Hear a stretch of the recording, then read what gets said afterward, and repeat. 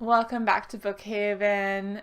Sorry I haven't been around for a little bit. I've been sick. I'm still a little bit sick, but I figure if I get out of the pajamas and drink a lot of tea and try and pretend like I'm all better, maybe my body will listen. So here I am. I'm going to be doing my 5 bookish New Year's resolutions, and then I also have a few personal goals and resolutions that tie in with that. So let's get started. So New Year's resolution number 1 is going to be to do away with Goodreads this year. I was doing the 2018 Goodreads reading challenge last year and I did meet my goal, but I found that I was really stressed out and I wasn't enjoying reading as much, so done away with that. Also with Goodreads, I'm not going to be looking at the reviews anymore. I just discovered one of my favorite authors, Linda Holman. One of my favorite books by her actually does not have great reviews. And I was really surprised like that. I was kind of insulted. I was like, really? Really, people? This is a great book. But that just goes to show you that everyone has different opinions.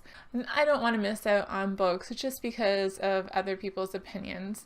One of the things I like to do is go to the bookstore or the library, read a few chapters, see if the story appeals to me, and go from there. But I think from now on, or for this year at the very least, I will not be reading reviews on Goodreads. I will post the reviews of the books that I'm reading, but will not be looking at books on Goodreads for their reviews or counting my books that I read this year. That leads me to my second bookish New Year's resolution for this year, which will be to have a flexible TBR.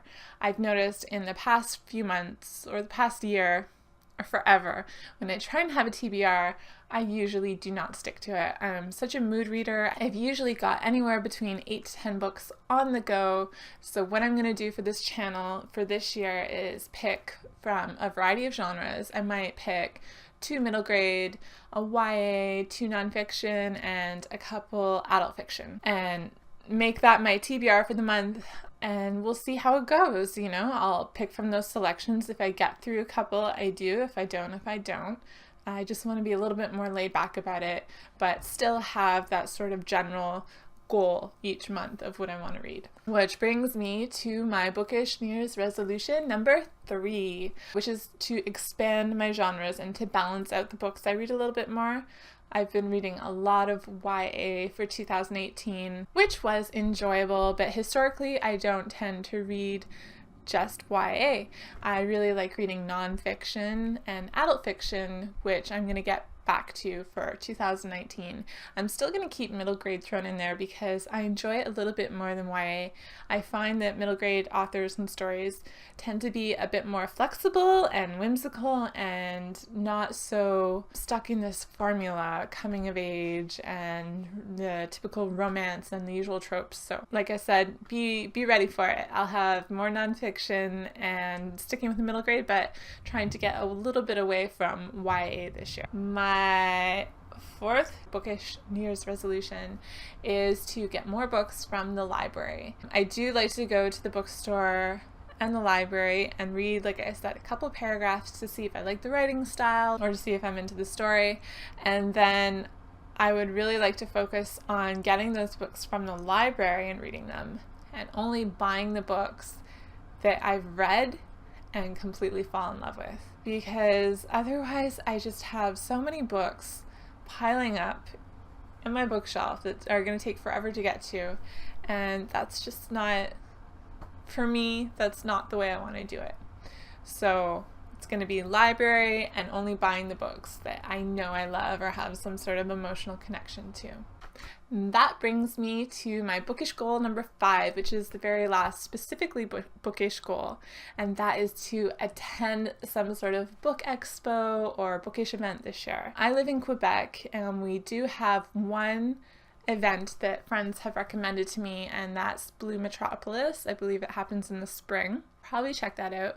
But I don't live too far from New York City. I mean, it's probably a 5 or 6 hour drive, I'm not sure, but there's a few events going on there. So if any of you have heard of these or have attended, I'd love to hear your thoughts.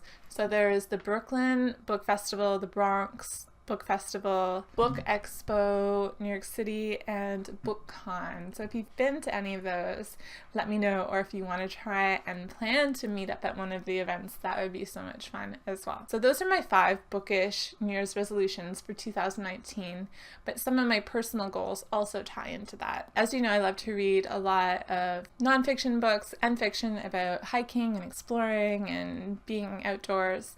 So this year, I think talking about the year of balance is to start getting back to living some of those adventures myself and getting out of the books. I've been a bit of a hermit the last couple of years, and I've been doing more reading than hiking and traveling and doing the adventures that I love due to medical reasons.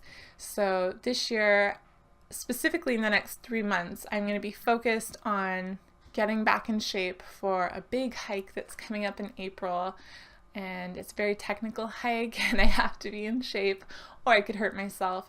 So I'm gonna try and aim for weight goals and getting in shape before then and keeping it up, because there are some bicycle rides I'd like to do around Canada. So far, the longest distance I've done would be probably 100 kilometers, and I'd like to at least double that this summer on one of the specific routes I have planned. So that just means taking care of myself this year and living out my own adventures instead of just reading about other people's. Also ties in with my last personal goal, which is to start writing again by the fall. I'd like to start writing in either the summer or the fall and really focus on getting a good chunk of the book I've been working on for the last couple of years fleshed out. And hopefully my bookish goals, the genres I'm hoping to expand and read more nonfiction, hopefully those reading goals will also help me with my writing goals. So thanks again for tuning into Bookhaven with me, Kim. I'd love to hear some of your New Year's resolutions or goals for this year. If you have any similar ones, definitely comment down below. Until next time, keep reading. Bye for now.